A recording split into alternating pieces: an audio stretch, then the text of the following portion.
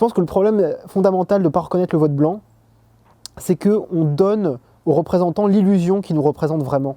Mais je pense que pour un certain nombre, ils y croient eux-mêmes. Et c'est peut-être ça le pire. C'est que c'est même pas des gens qui auraient l'intelligence d'un certain cynisme, c'est qu'ils croient vraiment nous représenter.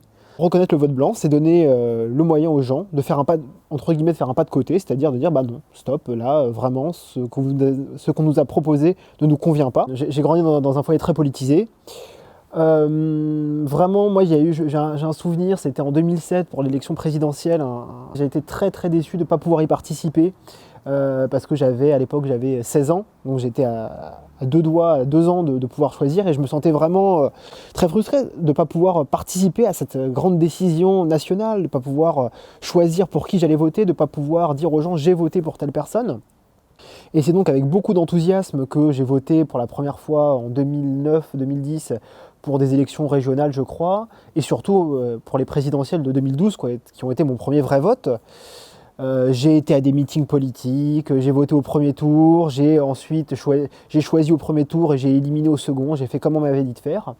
François Hollande avait été élu sur un programme, disons réellement de gauche, avec son adversaire c'est la finance, un programme qui m'avait semblé pas être le meilleur à mes yeux, mais au moins le second meilleur. Et il n'a pas du tout fait ça, quoi. Il a fait tout l'opposé de ce pourquoi il a été élu, avec toujours les mêmes arguments que bah non, on peut pas, dans l'Union européenne, avec les règles, on peut pas. C'est des arguments technocratiques que moi je peux entendre, mais qui supposent malgré tout que voilà, il y a eu tromperie. On nous a dit que vous allez pouvoir choisir, en fait non.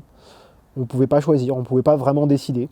Jusqu'à 2017, où là, il y a de nouveau, avec la présidentielle, on retrouve l'entrain et entre guillemets, ce que je considère maintenant comme étant l'illusion qu'il va vraiment se passer quelque chose, mais que tout était mis en place pour que finalement, un groupe assez restreint de personnes voit leur candidat être élu, quoi.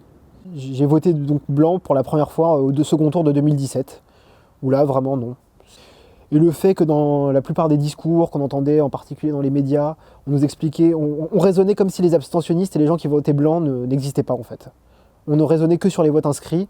Après ça, oui, j'ai voté pour une dernière fois aux élections européennes de 2019. Je le regrette amèrement, je suis sorti de chez moi. Et en fait, j'avais l'impression d'être invité à un dîner de cons et d'y aller quand même. Du coup, j'ai choisi les deux candidats qui me semblaient... J'ai mélangé, je ne sais pas pour qui j'ai voté finalement.